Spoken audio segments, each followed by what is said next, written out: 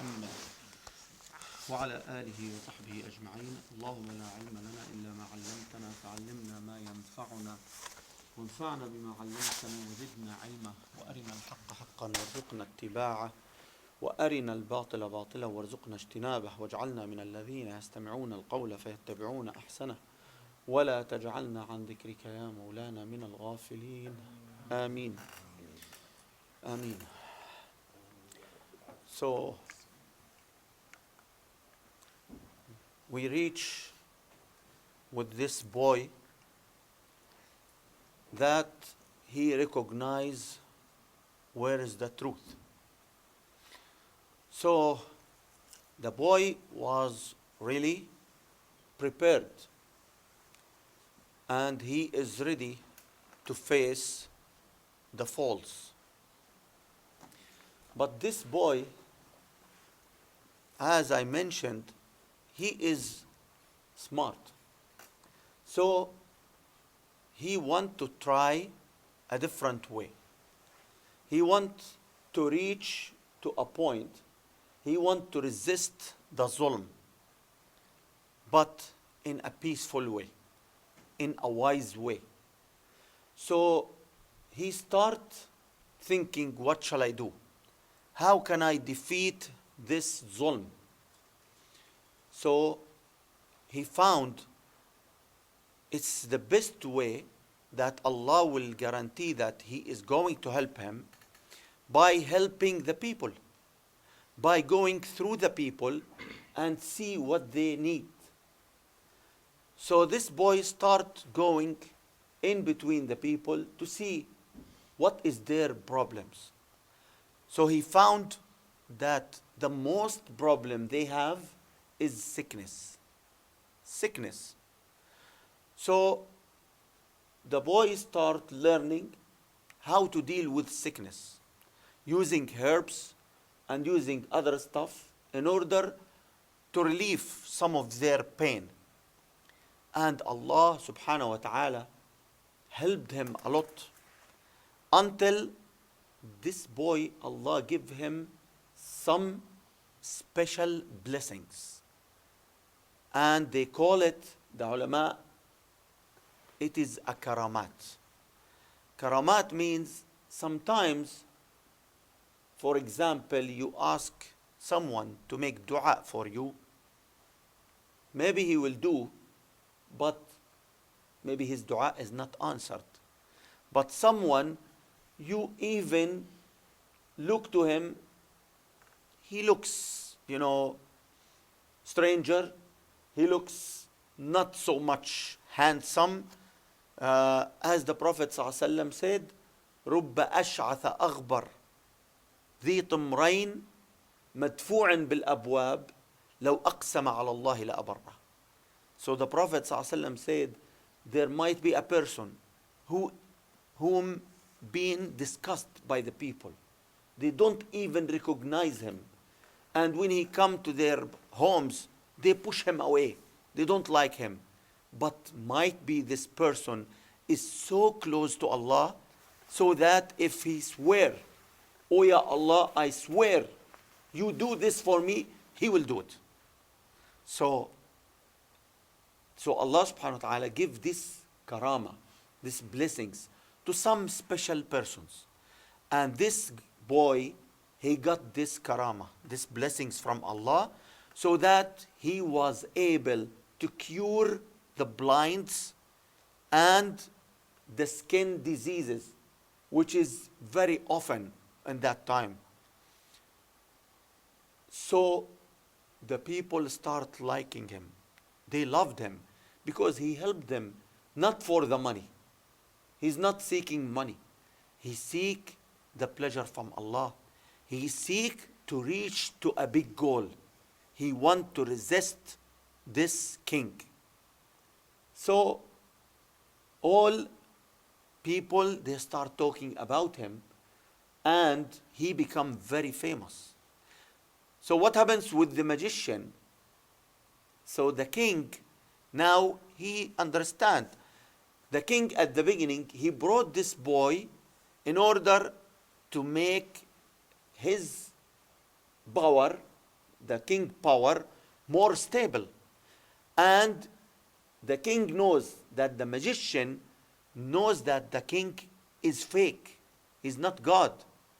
So that's why the king was always thinking to get rid of this magician when the boy is ready.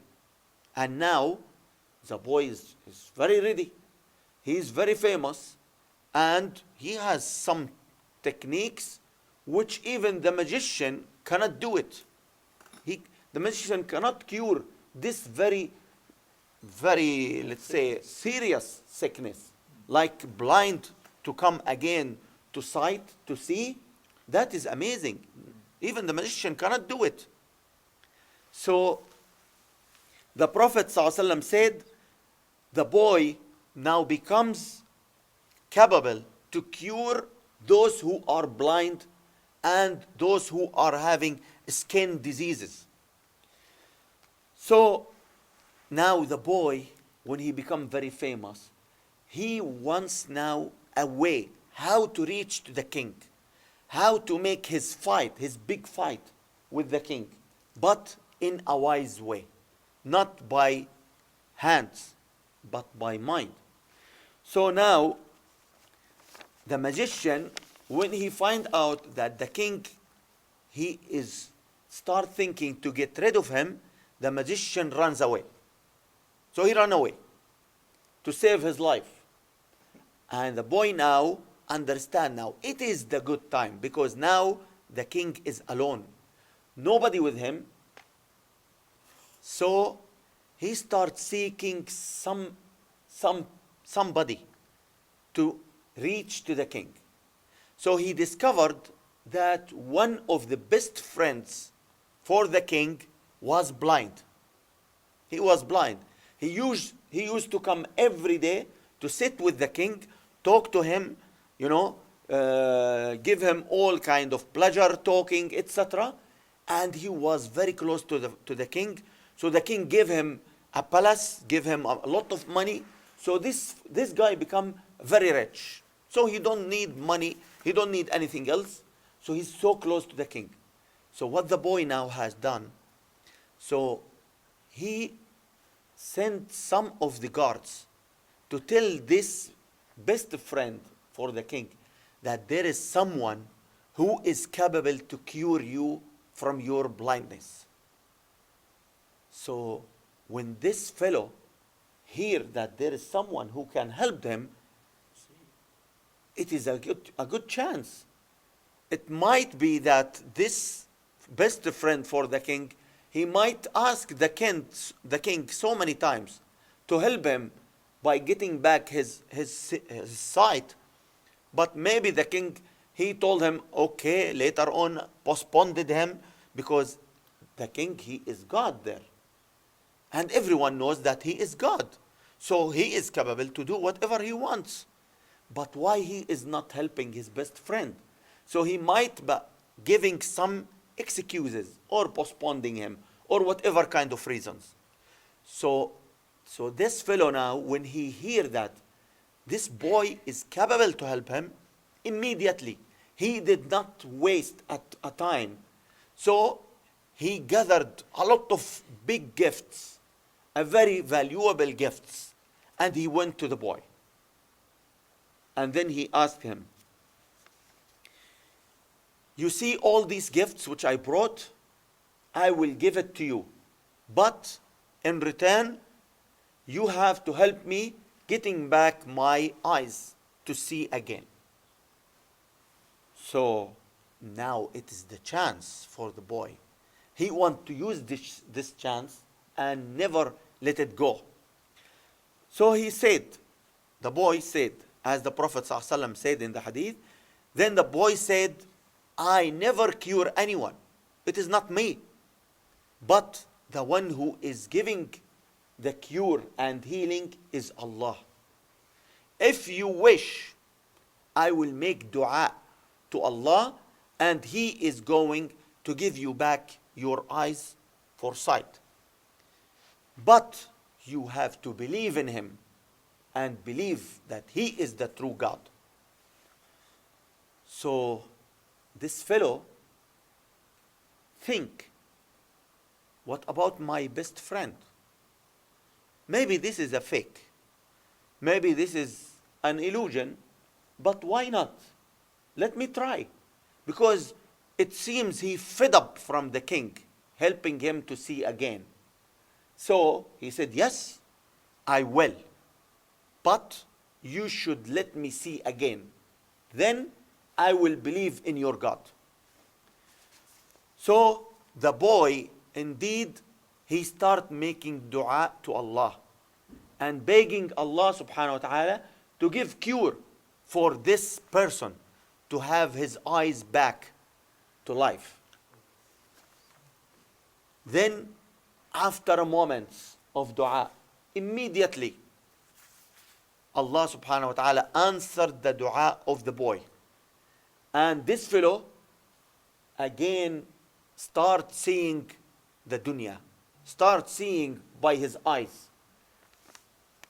Once he look and he start seeing, he said, La ilaha illallah. He confessed that the true God is Allah subhanahu wa ta'ala. Now, he did not think what he is going to face. He is the best friend for the king. And all his treasures and money and position, it is because he is so close to the king. So what's going to happen now? Now, what do you think this person will do?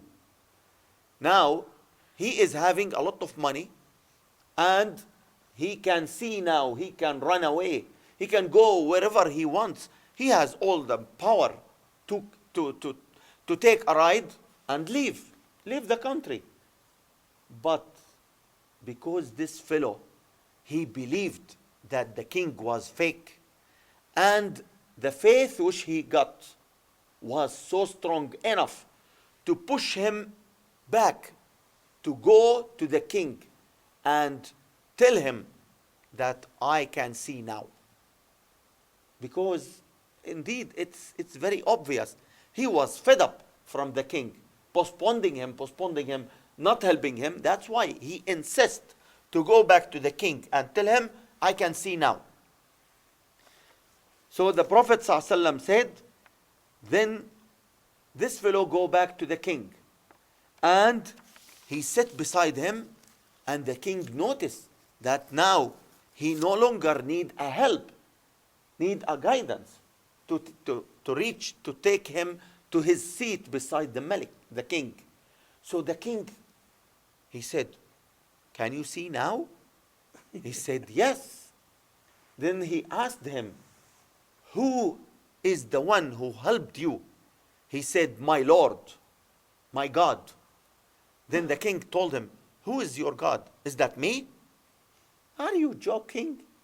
Are you joking? I spent this whole life beside you. You never helped me. Then he replied, no, indeed, my God and your God is Allah. Allah?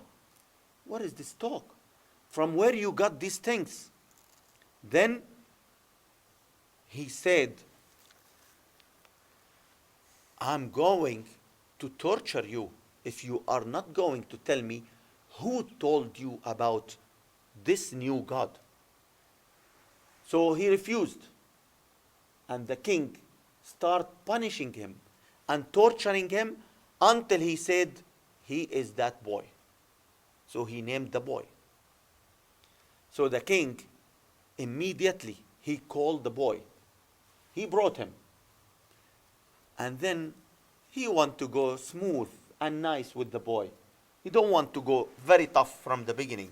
He told him, oh my boy, I am the one who helped you and let you be in this position. And I give you all the tools to become a good magician. And now your skills in magic becomes very obvious when you are curing those blind people and helping the other kind of sickness. Now, if the boy, he said, yes, you helped me, he will confess that he is a magician. But the boy said, no, this is gift from Allah, not from you. Then he asked him, do you have a God except myself? He said, yes, my God and your God is Allah. You are no God.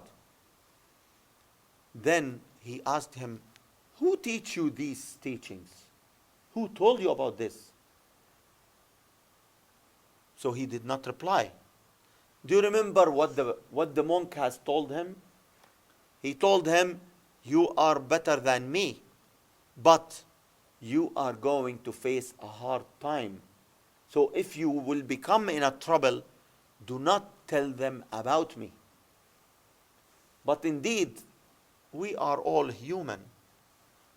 We have some kind of limit of pain. So we can hold some kind of pain, but not a severe pain. So the king told him, if you are not going to tell me, I'm going to torture you. So he did not speak.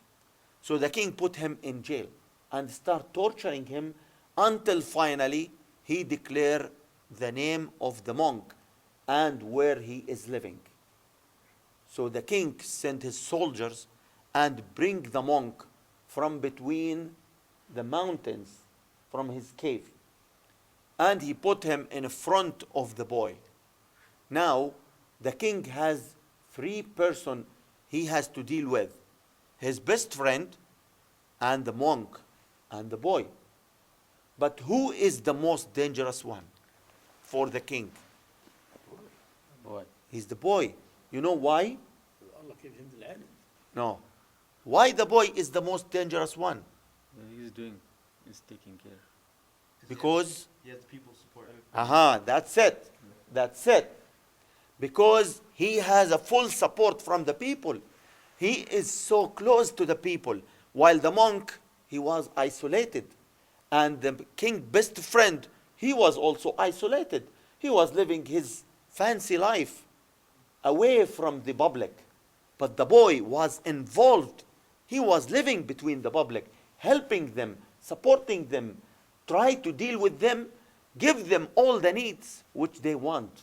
So that's why he become beloved to the public. So now the king told the boy, so he brought his best friend and he let him to stand in front of him. And he told the boy and told his best friend, are you going to decline what you have said about your God and you accept me that I am your God? Then the boy said, no. And his friend said, no, my God is Allah. Then he put a saw. He brought a saw with 2 guys and he put the saw on his best friend's head. And again he repeat, are you going to accept me, your God? Decline your faith? No. Then he cut him into 2 halves. He cut his best friend into 2 halves. And the boy is witnessing what is happening. You know, this is a severe and a very bad thing to watch. But Allah subhanahu wa ta'ala is helping this boy by give him the strength and power. يثبت الله الذين آمنوا. By fixing his faith. So again, he got now the monk, which is more close to the boy than the first fellow. And the same way, he put the saw with 2 guys on his head. And he asked him, will you decline your God and accept me, your God? Now, you know the monk, he's already too old. But sometimes people get weak. So now, if this monk will accept the king as a God, you know what will happen? So all the teachings which he gives to the boy is become ruined, become no meanings. and he will destroy everything he did. You know, one very famous story, when Ammar bin Yasir, he was under torturing in Mecca, and they got his father and his mother, and they killed both of them. And they are, Umayyah ibn Khalaf, he tortured Ammar, and he told him, you speak bad about Muhammad sallallahu alaihi wasallam, otherwise I'm going to give you more severe pain. So by the end, Ammar is a skinny and a very weak person. At the end, Ammar say bad word about the Prophet. So they let him away from pain, but he's still captured. So they release him from pain. So he used to cry and cry and cry until he saw the Prophet ﷺ was coming by him to check his fellows. So the Prophet ﷺ asked them, why are you crying, Ammar? He said, Ya Rasulullah, they tortured me with a very severe pain. I could not resist, I could not hold.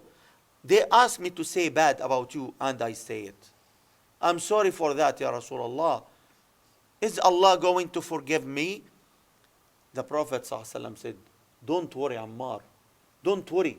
And Allah at this time, He revealed a special verse that is telling the Prophet ﷺ that Allah is not taking into account those who are under torturing, as long as they say it in their tongues, they do not believe it in their hearts.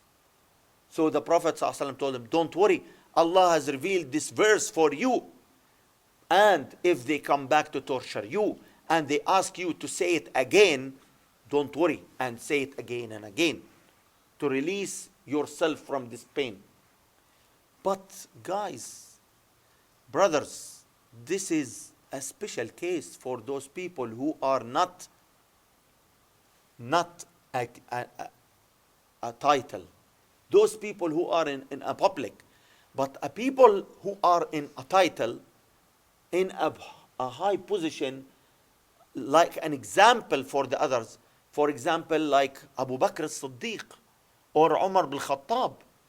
This is not the case. If Abu Bakr in this place, it is not acceptable that Abu Bakr will say these words.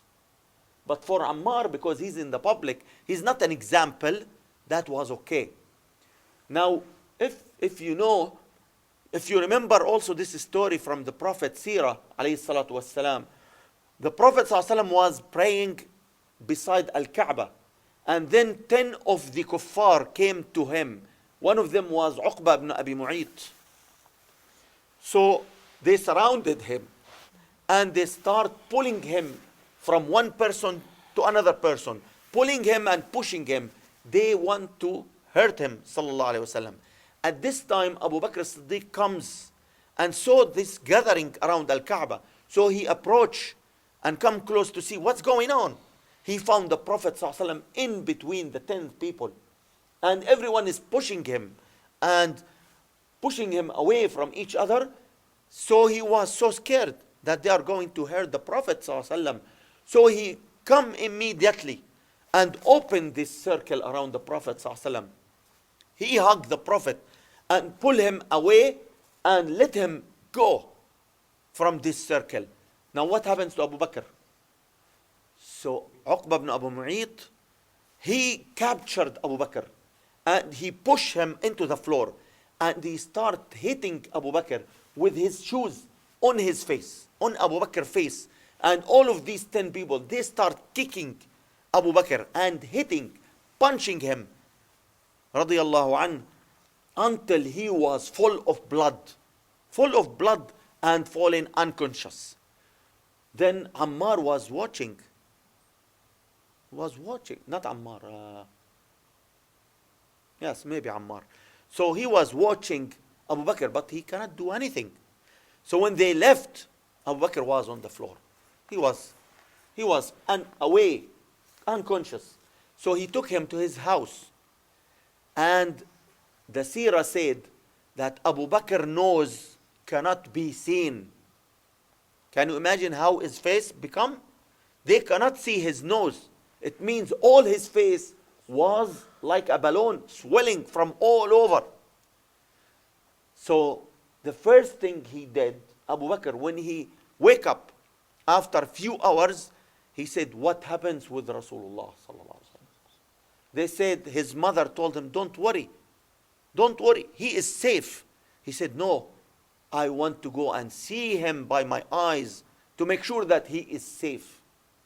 You see, in this situation, Abu Bakr will never do the same like Ammar.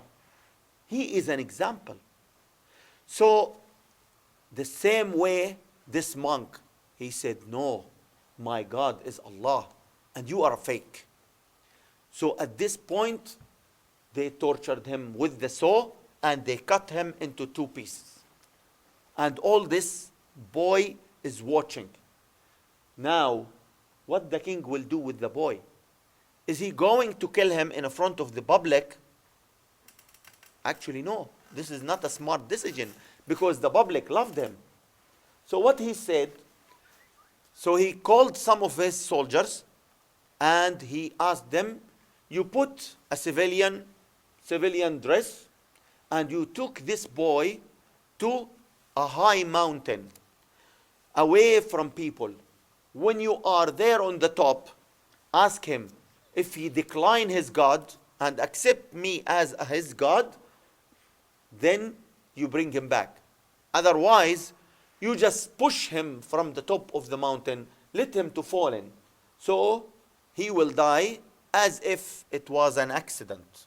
So nobody will recognize what happens to him.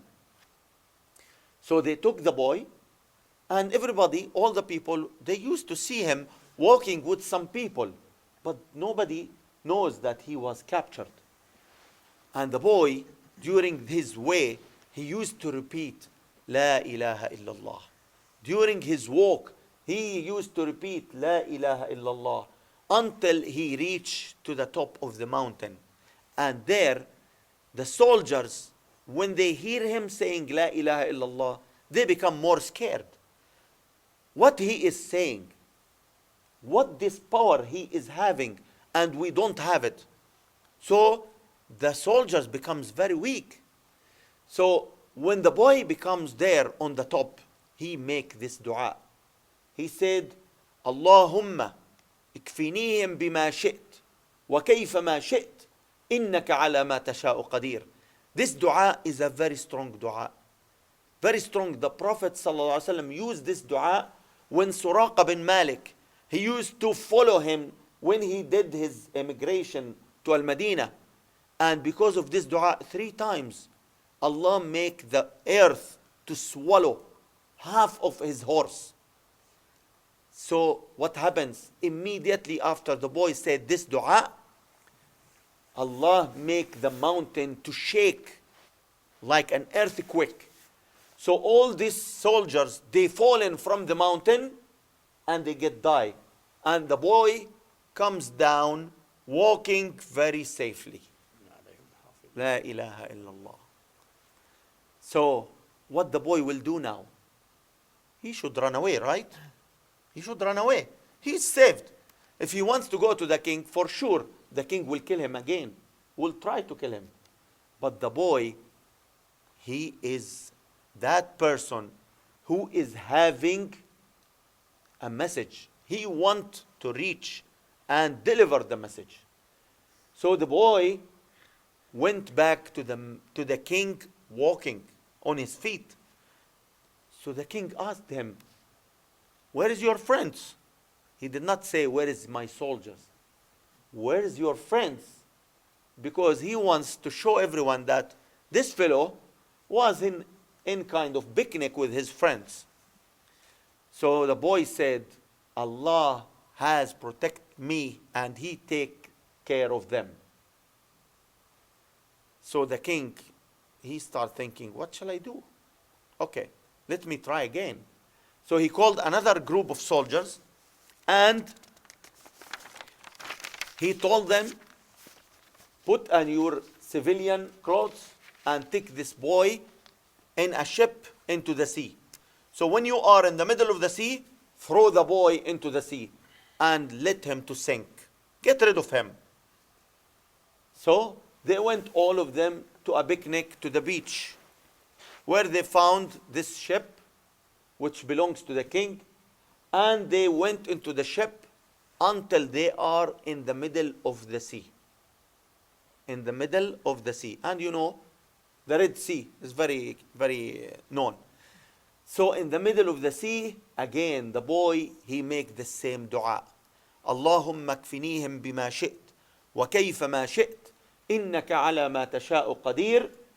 Immediately, Allah subhanahu wa ta'ala has sent a strong wind, and the sea becomes very wavy until the ship turns upside down, and all of the soldiers sink, and the boy was saved, and he went back to the king walking again.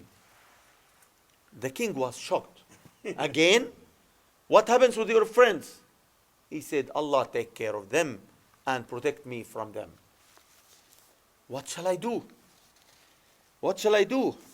You know, again, if he did not go back to the king, so what he did during his life means nothing. Means nothing. He did not complete the message. You know, that is the worthy of La ilaha illallah. He knows that he is going to resist the king, but maybe this will cost him his life. And the king will never stop, even though he went back to the king. You know what is the value of La ilaha illallah? The Prophet sallallahu alaihi wasallam said, one of my ummah, he will come in front of Allah subhanahu wa ta'ala in the judgment day. And then the angels will open his books, and he will have 99 books. Each of them is long as you can see in your eyes. Very long books, 99 books. All of them is full with sins. All the 99 books, which is long as you can see, full of sins. Then Allah subhanahu wa ta'ala will ask him, my slave, do you agree that all these sins you have done? He said, yes, Ya Allah. I did all that. Maybe I cannot remember some of it, but indeed I did all that. I cannot lie.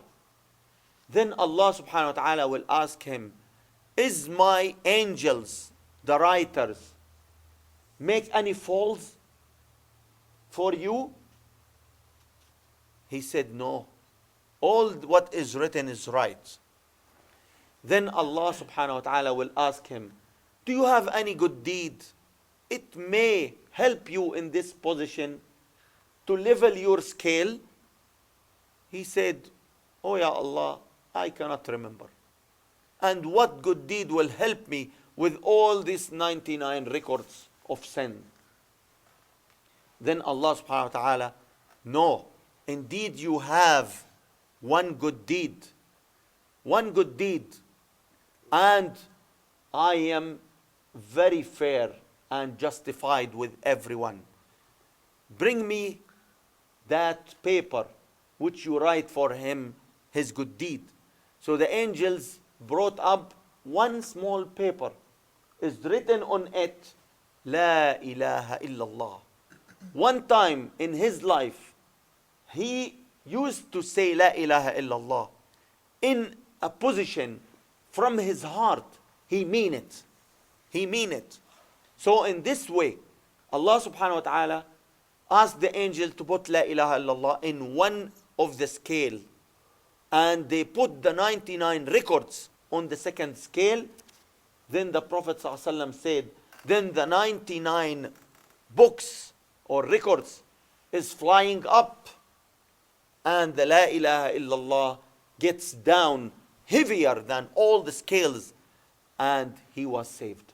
The Prophet ﷺ comment, he said, nothing will weight more than La ilaha illallah. It's a very valuable and a very high level with Allah subhanahu wa ta'ala. when you say it, when you believe in it, when you say it from your heart, not from your tongue, when you mean it in your life, it will make your life change. Allah will help you in your life. So this boy, he come back to the king to resist him. So the king, he start thinking, what shall I do? The boy here, he asked him, if you really want to kill me, you will never kill me by any way, except with one way. If you want to kill me, I will tell you what to do. You know why? Why the boy is telling that? Because during his way going and coming, he used to repeat La ilaha illallah so many times in between the public, but the public is still sleeping, still did not wake up. So the public, they need something to shock them. So now the boy, he discovered that maybe his death will wake up all the nation. So he said to the king, if you do what I order you to do, you are going to kill me. So the king asked him, then tell me what you want me to do. So now, who is the victorious? The king or the boy? Boy. It's the boy. He is the one now who is giving the orders, not the king.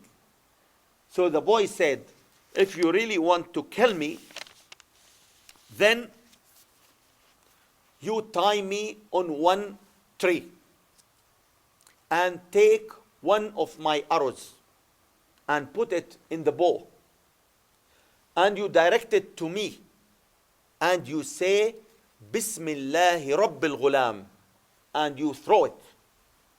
The meaning, you say Bismillah, the God of this boy. Then you are going to kill me. So the king agreed. He said, but you have to do it in front of the people. Otherwise, you are not going to kill me. So the king, think about it. He wants to kill the boy. He wants to get rid of him. He is making a big trouble for him. So he gathered all the people and he tied the boy on one of the trees, and then he took an arrow, exactly what the boy has told him to do. He put the arrow in the bow, and then he said, Bismillah, the God of this boy, and he threw the arrow. Now when the king said, the God of the boy, he witnessed that he is no more God in front of people, and the people was looking to him and hearing what he is saying. So the Prophet ﷺ said, the arrow hit the boy's face here. And you know, here it's not a killing. It's not a killing point. Not in his heart, not in his brain. It is in his cheek. So it will not kill him. So the boy, he put his hand on the arrow. And he said, La ilaha illallah, loudly. Loudly, so that the people will hear him. His mother, poor mother, was watching him. Everybody was watching him, what he is doing. Then after he said that, he passed away. He passed away. His message is done. His mission is done. Now what happened? What happened? His mother shouted loudly, La ilaha illallah, and she ran towards her son to hug him.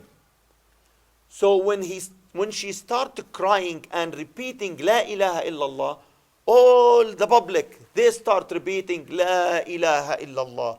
Everyone start repeating La ilaha illallah, and the ground was shaken under the feet of the king, and his fellows start telling him, is this what you want? Now everyone believe in his God and they decline you. Is this what you want? Now the king said, don't worry, I will take care of that. I can handle it. Then the king, he gave the order to his soldiers. So they told him, in every road, you dig a trench and make a fire on all the roads. And whoever from all this public decline his God, he will be safe. And whoever decline me, he will be thrown in the fire. he will be thrown in the fire. So the Prophet sallallahu alaihi wasallam said, فَكَانُوا يَتَعَادُّونَ فِيهَا وَيَتَدَافَعُونَ. Something amazing, something really shocking. No one was afraid from the fire. None of the public was afraid from the fire, because they told them, if you want to stay alive, you have to accept the king as your God.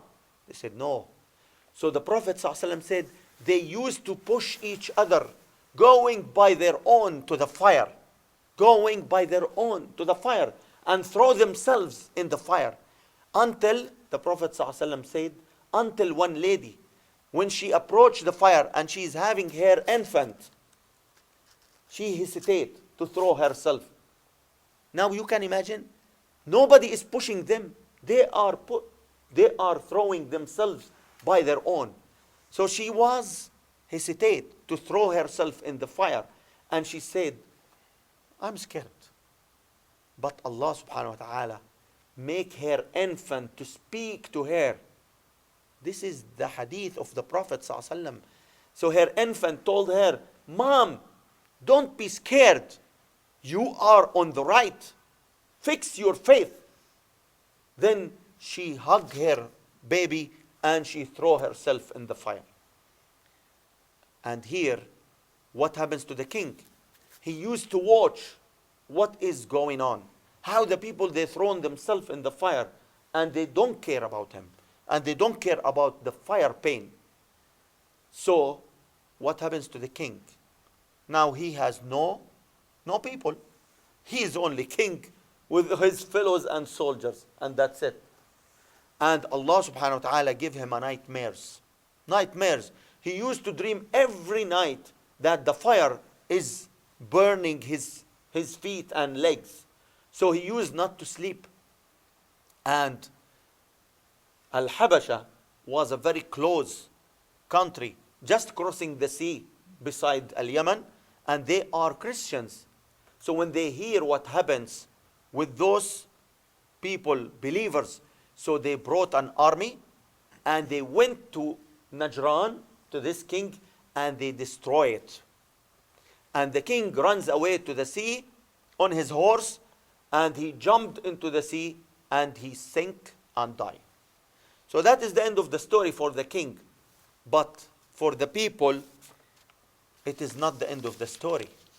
The people, their end was on the day of judgment. It will be on the day of judgment. They are winners because they believe in Allah subhanahu wa ta'ala. And the second important thing, that to fix your faith, to stay on La ilaha illallah for whatever it takes, is the big victory. Do not sell your deen cheap. Do not sell your deen cheap. Do not accept to change your faith. Do not accept to change your way of religion because of the dunya, because of something which is in the hands of Allah subhanahu wa ta'ala. All this dunya in the hands of Allah. It is not worthy to exchange it with His angry. It is not worthy. And Allah subhanahu wa ta'ala has stated this incident in Surah Al-Burooj. Allah subhanahu wa ta'ala said, وَالسَّمَاءِ ذَاتِ الْبُرُوجِ. Allah is making a qasam by the skies, which is having all these stars. وَالْيَوْمِ الْمَوْعُودِ. And on that day, which this incident happened, وَشَاهِدٍ وَمَشْهُودٍ. And there is a lot of witnesses against those people. The witnesses, the stars and the heavens and the earth. قُتِلَ أَصْحَابُ الْأُخْدُودِ. Those people who dig these trenches, they are killed. They are killed and removed from earth. And وَهُمْ عَلَى مَا يَفْعَلُونَ بِالْمُؤْمِنِينَ شُهُودٌ. And everything was witness to what they have done for the believers. وَمَا نَقَمُوا مِنْهُمْ إِلَّا أَن يُؤْمِنُوا بِاللَّهِ الْعَزِيزِ الْحَمِيدِ. Their sin was only because they accept Allah as their God, nothing else. الَّذِي لَهُ مُلْكُ السَّمَاوَاتِ وَالْأَرْضِ. Allah is the one who owns heaven and earth. And Allah is the most witness, and He witness on everything. إن الذين فتنوا المؤمنين والمؤمنات ثم لم يتوبوا فلهم عذاب جهنم ولهم عذاب الحريق. Those people who are making corruption to your deen, if they are not repenting to Allah, Allah will put them in the hellfire and they will have a very bad end. إن الذين آمنوا وعملوا الصالحات لهم جنات تجري من تحتها الأنهار ذلك الفوز الكبير. Those who believe in Allah and they are fixed on their deen, they are the winners. On the day of judgment, Allah prepare for them a big places in heaven where the rivers are flowing under their feet and under their houses. This is the end of this story. A very famous story in the Quran, which you usually read it and recite it very often. And we should recognize what Allah subhanahu wa ta'ala mean by this surah. It's a big story. It's a call from Allah subhanahu wa ta'ala to us to fix our deen and be a carrier for this message and hold this message and do not sell our deen for nothing, for this dunya which is going to vanish. Tomorrow inshallah, our next story, very famous story in the Quran, that is the story of Maryam alayhi salam. Inshallah will be here tomorrow. والحمد لله رب العالمين. اللهم اجمعنا على ما يرضيك واجعلنا من المتحابين فيك. اللهم اجعل جمعنا هذا جمعا مباركا مرحوما وتفرقنا من بعده معصوما ولا تجعل منا. اللهم إنا نسألك العفو والعافية والمعافاة الدائمة في الدين والدنيا والآخرة.